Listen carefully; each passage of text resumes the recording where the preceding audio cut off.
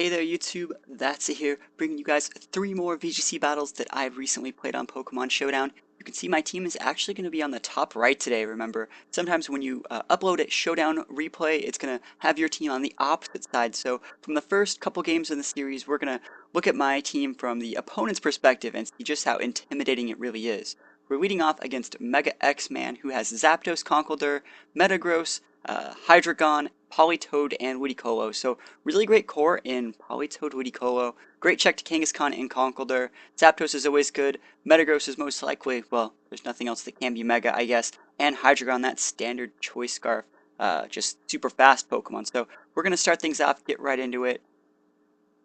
And we're going to see him lead off with Hydreigon. So like I said, totally obvious that it is a Choice Scarf Hydreigon from this lead and Conkeldurr. He's expecting me to lead with my Kangaskhan, and I will oblige him and lead with it. I'm also leading with Zapdos, so my plan here is to try and go for a Fake Out Tailwind. So we're going to Mega Evolve, gain that Parental Bond, and try and Fake Out the only thing that really checks Kangaskhan. So we will get our Fake Out off, which is pretty good. Conkeldurr won't be KOing any Pokemon this round, and he's going to fire off a Dragon Pulse back at my Kang. I am super bulky, so I'm just going to be fine, and then it's going to lead my Zapdos to get a Tailwind off. So one thing to note is that Kangaskhan's actually not faster than Hydreigon Scarfed after a Tailwind because this is a really slow, bulky Kangaskhan set. So he is going to get to fire off that second Dragon Pulse, and we're going to see me retaliate with Double Edge for my Kangaskhan back on that Conkeldurr. I was really surprised that we didn't see Mach Punch there, but it's playing out the way I'm pretty much expecting it to. We're also going to get a Thunderbolt. I was originally targeting Conkeldurr just in case he originally went for like a Mach Punch on my Kangaskhan. So things are going pretty well for me. We see he sent out Ludicolo and immediately swapped it back from her Politoed. I don't really know why he did that. He probably should have just sent Politoed out, but either way, I'm going to try and play a little bit defensive with my Kangaskhan this turn because I know Hydreigon is faster than me. So I'm going to protect even though I'm waiting on a little bit of my own Tailwind. And we're Thunderbolting that Ludicolo slot, so he probably thought I was going to Sucker Punch or something. That's probably why he did that. And Politoed's going to switch in on a Life Orb Thunderbolt and take a ridiculous amount of damage. So Politoed is going to switch out, go back into that Ludicolo, and Kangaskhan is finally going to go down to, I think, like the third Dragon Pulse from that Hydreigon. He's been slamming away at me all game. Kangaskhan's going to get KO'd, and Ludicolo is going to eat a Thunderbolt of his own, doing a pretty decent amount of damage and putting him well within KO range while my Tailwind peters out. So I decided to send Rotom Wash out here. I don't really know if Rotom Wash was the perfect Pokemon to send out here, but because he definitely has that weakness to grass attacks, but we're just going to see how it goes. I protect with my Zapdos because I probably thought, I was expecting it nuked by that Ludicolo Hydreigon combo. I was expecting to get like Ice Beamed and Depulsed. So we're going to see my Rotom eat a Giga Drain, which is not the best, and retaliate with a Thunder Wave. I do actually like to carry Thunder Wave over Will-O-Wisp, and now that Hydreigon is pretty much useless, I can try to ignore it for the remainder of the game. So I decided to withdraw my Zapdos out, go into Aegislash. I'm still expecting these Ice Beams that just aren't coming, and he's just going to keep pounding away at my Rotom, getting all his HP back. So not the best results so far, and it's pretty much up to Aegislash to get rid of this Ludicolo. He's going to fire off that last Giga Drain, KOing my Rotom Wash, and yeah, he's almost back at full. So right here, I'm obviously just going to go for a Shadow Ball, and once I send out my last Pokemon, which is going to be Zapdos, I'm just going to try and wait out his Rain, after, of course, eating a Dragon Pulse from this paralyzed Hydreigon, which isn't going to do a whole lot. So, like I said, the rain has stopped, and, you know, Ludicolo is back to being moderately slow. So I'm expecting him to switch out just because, you know, he wants to restart his rain. Once he comes back, he can also try and go for like a Fake Out or something. So right here, I'm going to go for a Thunderbolt on that target, considering I was faster at the time. And we get the KO on Politoed, not the best result. And Aegislash is then going to be able to pick up the KO on Hydreigon with a critical hit Flash Cannon, which was not needed. Hydreigon was already, remember, slower than Aegislash at this point, so it didn't really matter there. Now we're going to see Ludicolo come back out, and I'm going to play things just a little bit safe on this last turn. I'm going to go for a Protect with my Zapdos, and then a King Shield with my Aegislash. I don't want any, like, critical hit misses or anything really weird happening. I'd just like to be able to get a safe KO next turn. So he goes for the Scald. It's not going to get the KO, and yeah, it's going to be Zapdos picking up the win with a pretty big Thunderbolt after, of course, eating the Ice Beam that I was expecting all game. And it didn't even ever KO me, so Ludicolo was a little bit too weak. Well, I guess I KO'd myself with a Life Orb, but yeah, you guys get the picture. So I'm going to win this game. It was a pretty good game. I think the Hydreigon like got off like 4 or 5 Dragon Pulses, so that's pretty crazy.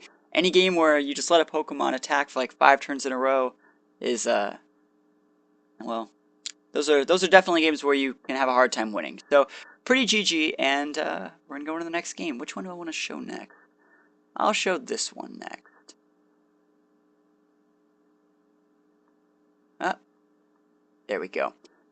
So this game is actually going to be shown from my side. We looked at the last game where my opponent was on the, what is it, the bottom side, and I was on the top side. Now we're back to the way it's normally supposed to look. We're leading off against VGC test teams, who has Salamence, Aegislash, Breloom, Heatran, Pachirisu, and Milotic. Pachirisu and Milotic being a really good lead.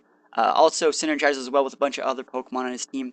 His only potential problem I really see from the team preview here is that he's potentially very weak to Earthquake.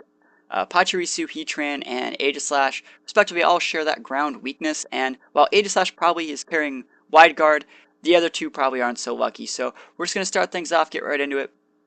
And I'm going to be leading off with my Gardevoir and my Zapdos. You guys see me do this all the time as the potential for, Ally Switch, Tailwind, Heat Wave, like Dazzling Gleam, bunch of AoE, bunch of strong, fast, special attackers that can do a lot of really good combos. So we're going to start things off going for a Psyshock. I just want to see how bulky that Pachirisu is, and a Heat Wave. So I was planning on getting Pachirisu low enough to where, well, I'll just gonna pause this here. We actually saw that I did pick up the burn on the Milotic, which is quite nice. But my main plan there was to go for a Heat Wave, because I generally thought that I would do almost half with Psyshock with the Gardevoir, and that's generally about how much damage I really wanted to do right there. But if Heat Wave hit, it would get it to about 40%, and we already know that Gardevoir is faster than my Zapdos set, so that way next turn I could just go Psyshock, Thunderbolt.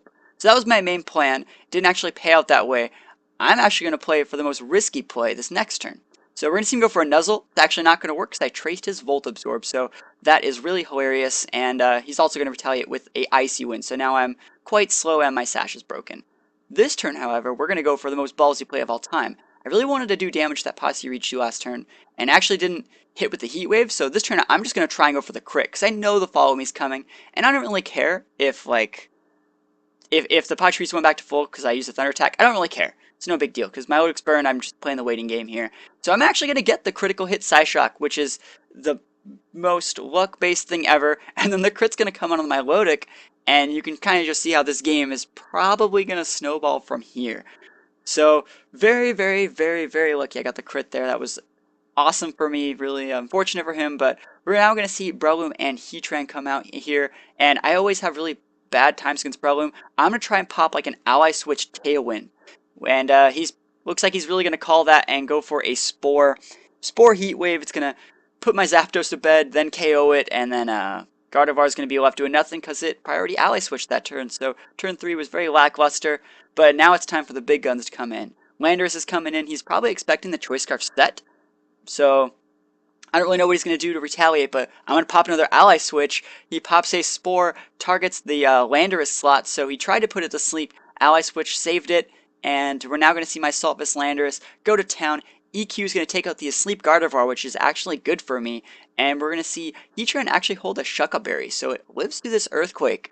And we already know that both his Pokemon are faster than my Landorus, so I need to send something out that has some speed behind it. So I decided to send out my Kangaskhan, go for that Mega Evolution, and my main plan here is to fake out the Breloom, who sees my very obvious play and protects this turn, so no KO on Breloom this turn. But we are still going to pick up the KO on Heatran. Well, I'm definitely giving you guys a spoiler, my bad. So he's going for a Heat Wave. It's no big deal right there. Rock Slide is going to connect onto that Heatran, and it's going to pick up the KO. Kind of happy I didn't go with the EQ, but yeah, it's whatever. So Kangaskhan, Landorus, and I think I have like Zap. No, these are my last Pokemon. So he's going to go for the Spore. I actually don't have like a priority move on this Kangaskhan other than Fake Out, and I can't switch. That's why I decided to just stay in. I went for U-turn and it actually didn't kill. And now we're going to see on the start of turn 7, he goes for a Bullet Seed, hits 3 times, and it actually isn't going to pick up the KO. Kangaskhan is still asleep, and it's all up to Landorus, picking up the KO with a U-turn. Pretty lucky for me. Kangaskhan would have woke up next turn most likely, and since he didn't KO the Landorus, that was pretty much game. So pretty good game for me. Getting the crit on turn 2 against that Pachirisu definitely made up for the fact that I missed on turn 1. So Really happy to pick up that win, I don't know why I said wind. And we're going to go into the last game of the day. What is it? Is it this one? Aha, alright. This game. I always like when I'm doing these 3 battle little videos that I do, I always like to do a funny battle as the last battle. This one is actually quite long for a funny battle, but we can see me leading off against Diego4NG. His team looks pretty hacksy. He has a Smeargle, Kangaskhan, Togekiss, Talonflame, that Contrary Superior, and a Suicune. So Smeargle always brings a little bit of hacks to the table, and this game is quite hilarious. So we're going to get right into it. He's leading off with Suicune, and he's leading off with Smeargle. So the plan here is probably Dark Void Tailwind. That is definitely what I'm expecting here when I lead off with my Kangaskhan and my Zapdos. So I'm going to try to T-Bolt the Suicune, and I'm going to try and fake out the Smeargle. That's the general play you would normally go for. So I Mega Evolve, and Smeargle's obviously going to Spiky Shield or King Shield or Protect, something like that. So fake outing into a Spiky Shield, not the biggest deal. I really was surprised though that the Suicune lived through my modest 252 Life Orb Thunderbolt, but we get the para and it's parried, so that's 1 hacks for my team so far.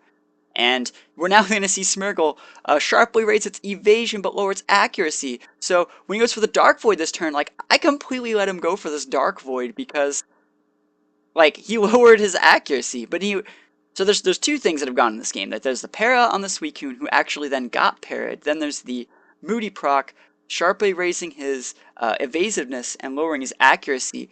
And then Dark Void hits on my Kangaskhan. So this game's already becoming a little bit weird. He's going to miss on my Zapdos, remember. And this is where I tried to go for a really, really weird play. I decided to go for Heat Wave. Now, you may ask, why would you Heat Wave here? That's a really risky move. I mean, you could have just KO'd the Suicune. You could have just clocked the Smeargle Sash. I feel Heat Wave was the correct move here because it's going to be able to KO the Suicune next turn. I was just banking on, either Smeargle missing on one of my Pokemon. So my plan was to then Heat Wave will KO out Suicune next turn, and it will obviously do a ton of damage to Smeargle.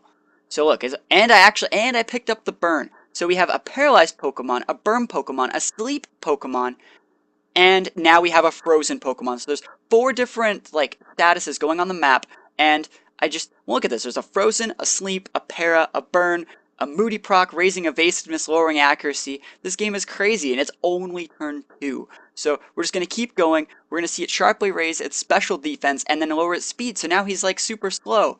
So this is where the hacks definitely start going in my favor. I wake up this turn.